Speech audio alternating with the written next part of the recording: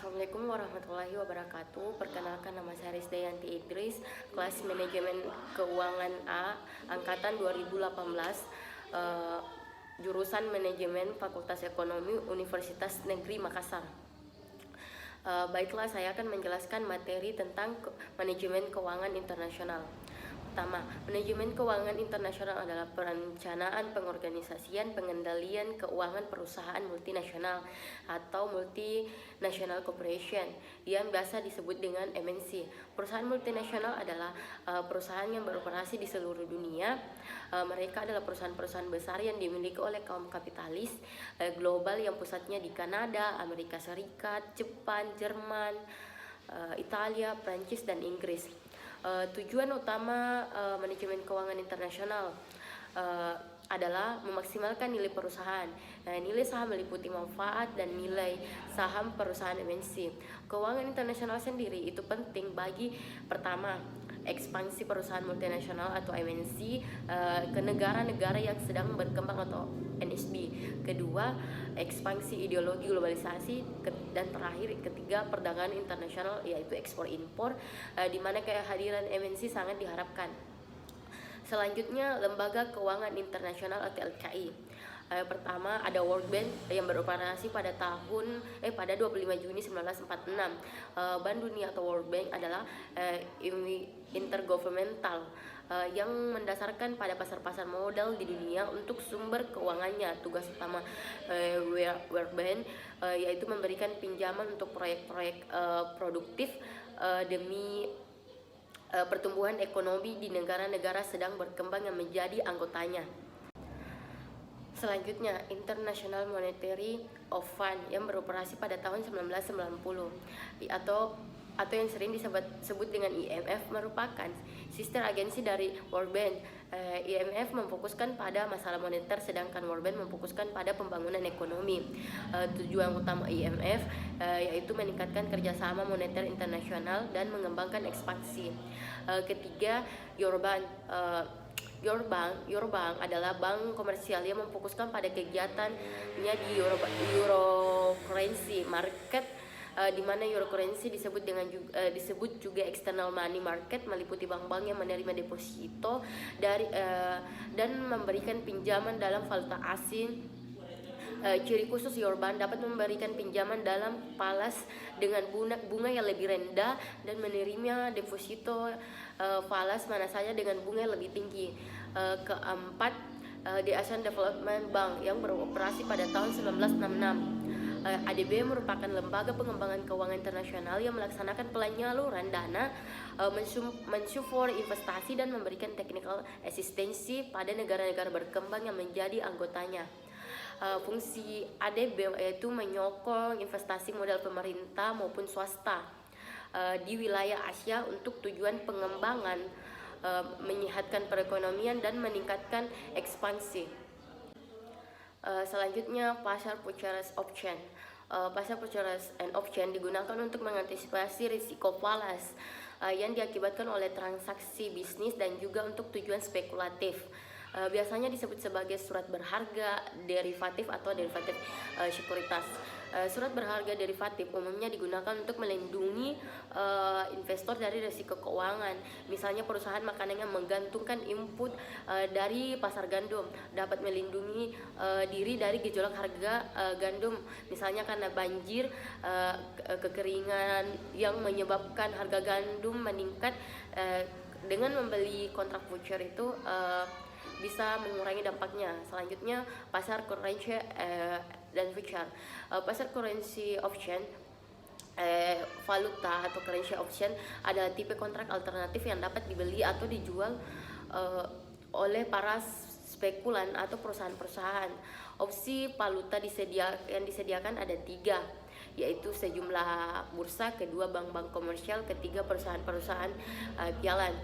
Opsi valuta dapat digolongkan menjadi 2 macam, yaitu currency call option dan selanjutnya currency put option.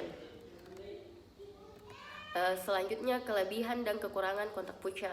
Pertama, yaitu currency forward contract adalah perjanjian pribadi antara dua individu yang dapat menandatangani kontrak apapun yang mereka setujui. Yang kedua, Kedua pihak merundingkan kontrak di pasar antar bank yang memperdagangkan sejumlah falas pada tanggal dan harga di masa mendatang. Ketiga, besarnya kontrak dan tanggal penyerahan dinegosiasikan dan kemudian dibuat. Keempat, karena tidak dilakukan di bursa, maka kedua belah pihak mempunyai risiko bahwa masing-masing pihak dapat bangkrut atau macet pada saat perjanjian. Selanjutnya kontrak future and forward, yaitu kelebihannya ada dua, lebih kecil kontrak future dan kebebasan melikuidasi kontrak setiap sebelum jatuh tempo. Kedua, kontrak future yang diperdagangkan di pasar yang terorganisir dan jelas. Kelemahannya ada tiga, yaitu keterbatasan jumlah mata uang yang diperdagangkan. Kedua, terbatasnya tanggal penyerahan. Ketiga, kakunya jumlah kontrak mata uang yang diserahkan.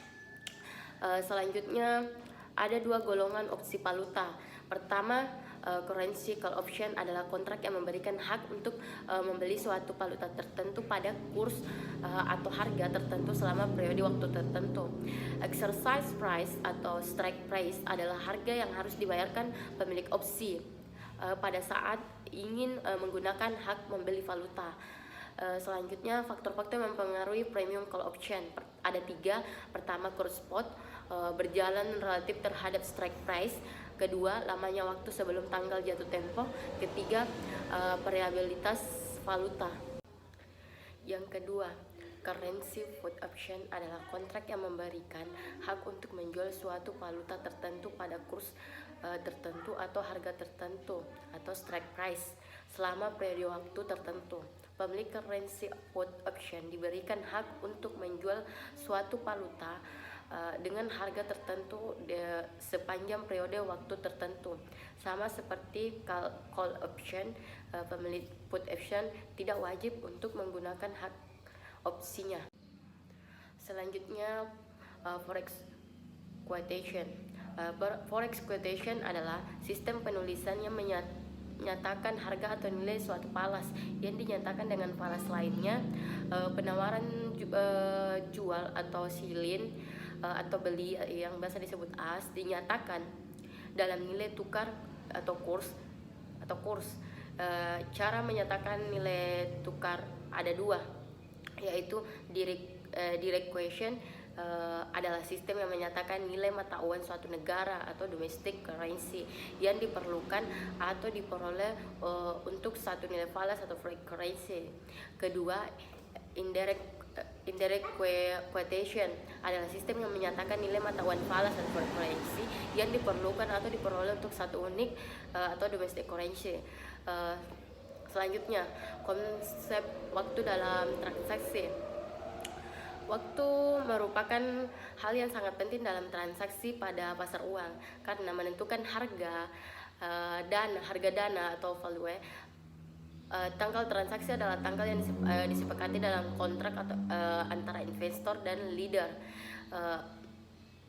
yang biasa dikenal dengan pertama, settlement date adalah tanggal saat penyerahan falas. Yang kedua, value TOD adalah harga tunai. Yang selanjutnya yaitu value TOM adalah harga keesokan harinya. Selanjutnya, tujuan melakukan transaksi ada 5. Pertama, mentransfer daya beli antara negara, kiriman uang ke luar negeri. Yang kedua, kemudahan berbelanja, spekulasi atau cari untung dengan cara memanfaatkan spread dan konsep waktu dari transaksi borrowing dan placement atau yang biasa disebut arbitrage. Yang ketiga, melakukan penempatan atas kelebihan dana dengan suku bunga seefisien mungkin. Yang keempat, menutupi kekurangan likuiditas dengan biaya efisien mungkin.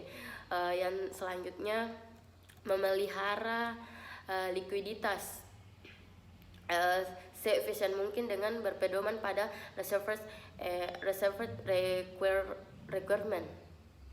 Nilai tukar falas berdasarkan kurs yang berlaku. Ada beberapa istilah nilai kurs. Pertama, kurs beli, yaitu kurs yang dihitung pada saat berlaku pasar, di mana seperti bank, money changer, membeli valuta asing seperti dolar, real dan sebagainya. Kedua, kurs jual adalah perhitungan kurs pada saat pelaku pasar seperti bank atau money changer dengan menjual valuta asing. Yang ketiga, yaitu kurs tengah, adalah kurs antara kurs jual dan kurs beli, di mana penjualan kurs beli dan kurs jual yang dibagi dua. Itulah materi yang sempat saya bawakan, kurang dan lebihnya mohon dimaafkan. Wabillahi taufiq wal hidayah. Wassalamualaikum warahmatullahi wabarakatuh.